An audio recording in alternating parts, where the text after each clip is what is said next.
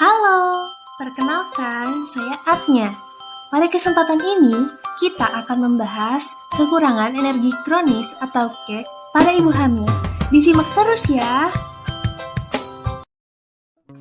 Nah, kita masuk ke pendahuluan. Menurut World Health Organization atau Organisasi Kesehatan Dunia, 40% kasus anemia dan KEK menjadi penyebab kematian ibu di negara berkembang.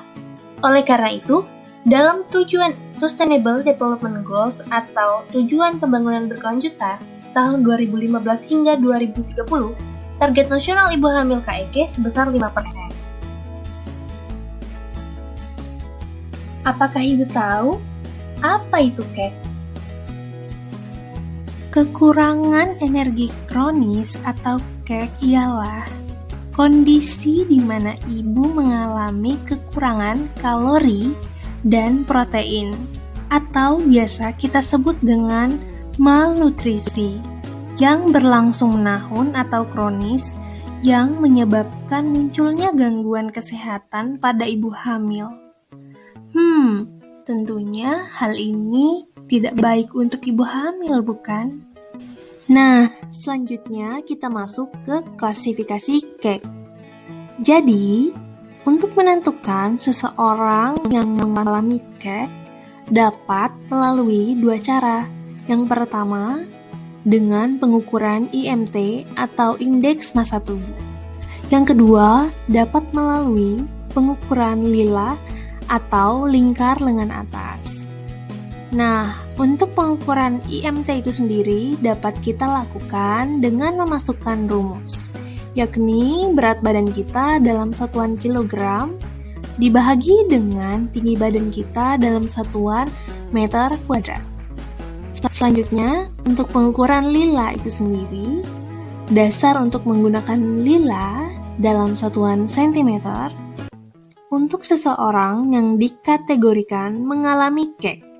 Lilanya kurang dari 23,5 cm.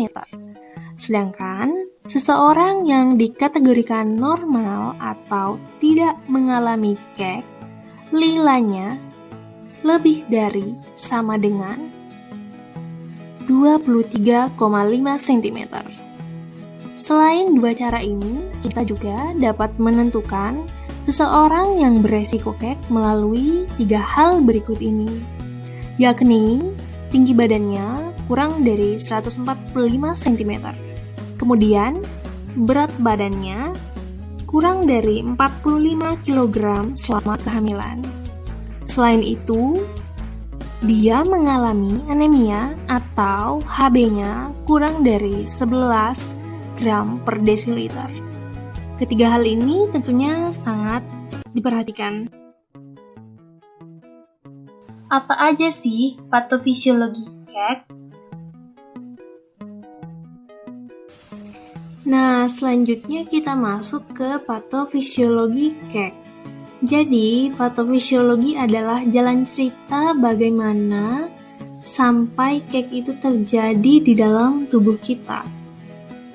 Nah, yang pertama ada ketidakcukupan zat gizi. Yang kedua, apabila ketidakcukupan zat gizi berlangsung lama, maka akan terjadi penurunan berat badan secara signifikan.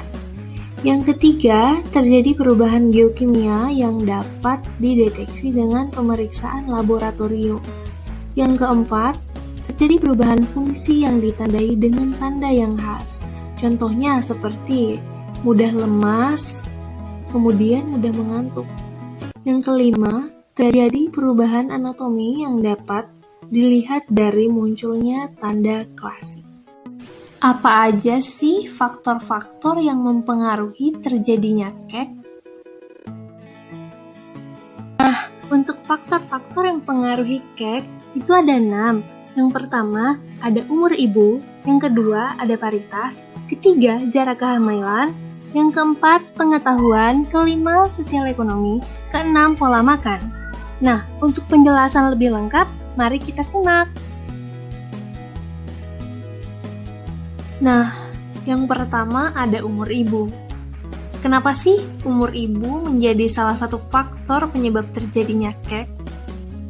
Jadi, ibu hamil yang berumur kurang dari 20 tahun itu beresiko lebih tinggi untuk mengalami kek.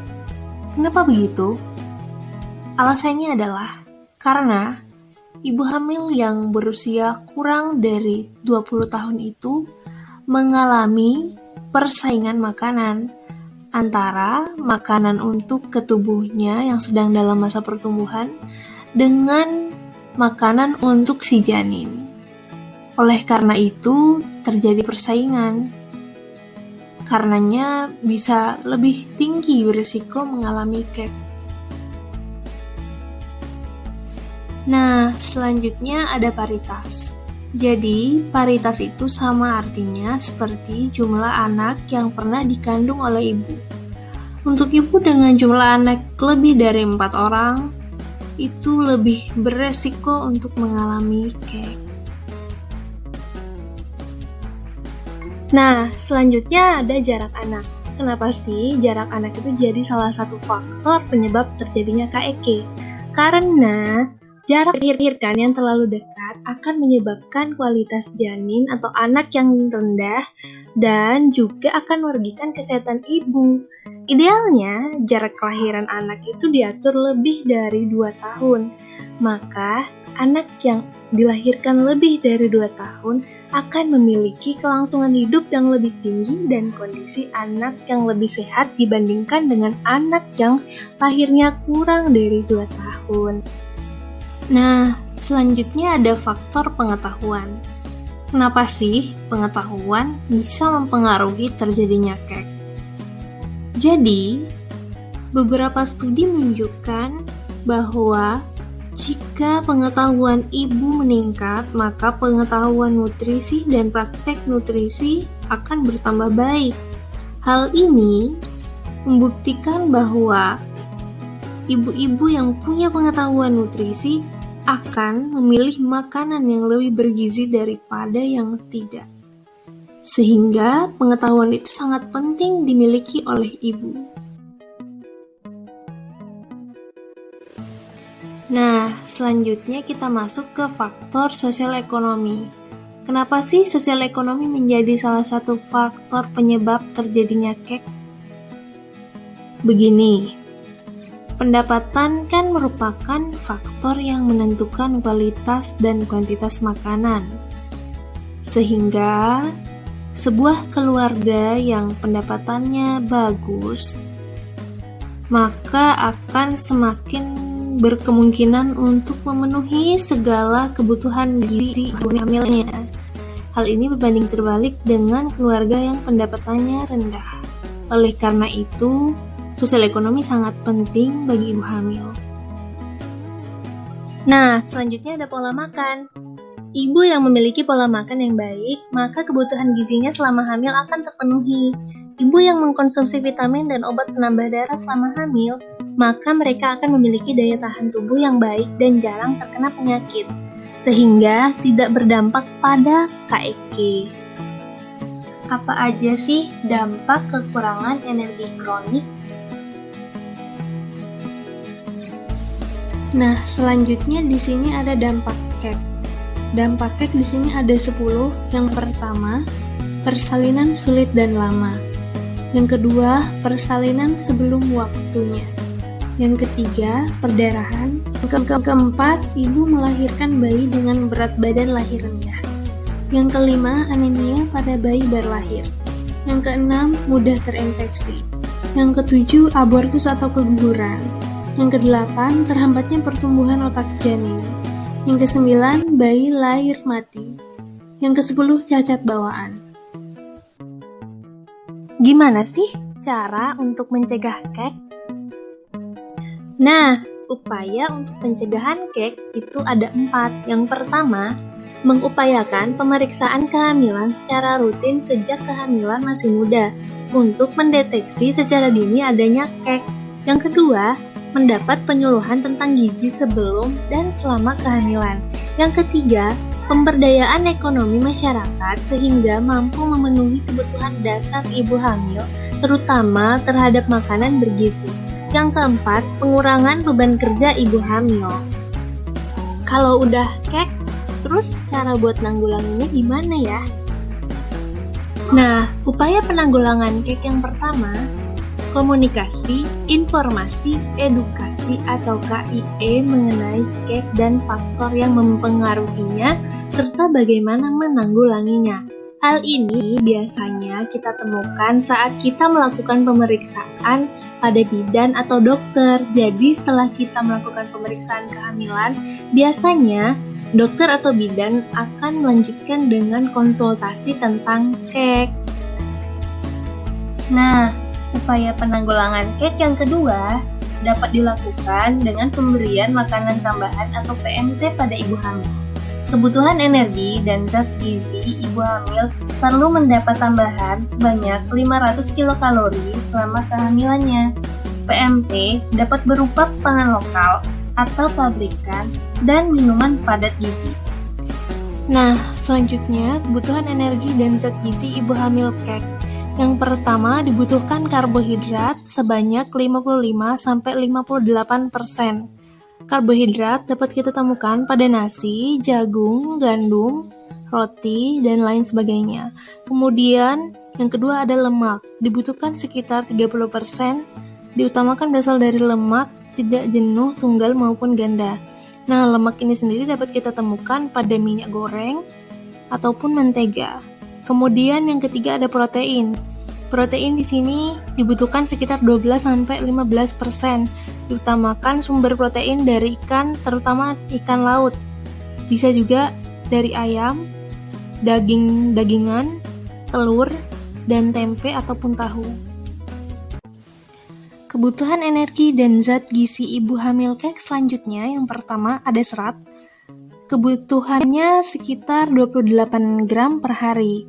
Serat ini dapat kita temukan pada sayur-sayuran maupun buah-buahan. Kemudian ada zinc atau seng, dibutuhkan sekitar 1-4 mg per hari. Zinc ini dapat kita temukan pada jenis makanan seperti kacang-kacangan, kacang merah, kacang hijau, kacang tanah, alpukat, dan jenis makanan lainnya. Kemudian yang ketiga ada kalsium, dibutuhkan sekitar 1000 mg per hari. Kebutuhan energi dan zat gizi ibu hamil kek selanjutnya, yang pertama ada vitamin A, dibutuhkan sekitar 300-350 mikrogram per hari. Nah, vitamin A ini dapat kita peroleh dari bahan makanan seperti wortel, tomat, dan juga minyak ikan. Kemudian ada vitamin B2 dibutuhkan sekitar 0,3 mg per hari. Kemudian ada vitamin B3 dibutuhkan sekitar 4 mg per hari. Dan juga ada vitamin B6 dibutuhkan sekitar 0,5 mg per hari. Vitamin B ini dapat kita peroleh dari bahan makanan seperti kacang merah dan juga kacang kedelai. Kemudian ada vitamin C dibutuhkan sekitar 85 mg per hari. Dapat kita peroleh dari jenis bahan makanan seperti jeruk, pepaya, nanas, dan juga buah naga. Kemudian ada asam folat, kebutuhannya sekitar 600 mikrogram per hari. Dapat kita temukan pada bahan makanan seperti biji matahari dan juga buah alpukat. Nah, kebutuhan energi dan zat gizi ibu hamil kek selanjutnya, yang pertama ada zat gizi, kebutuhannya sekitar 27 mg per hari. Dapat kita peroleh dari bahan makanan seperti hati ayam, bayam, kacang merah, dan bahan makanan lainnya. Kemudian yang kedua ada iodium, kebutuhannya sekitar 70 mikrogram per hari.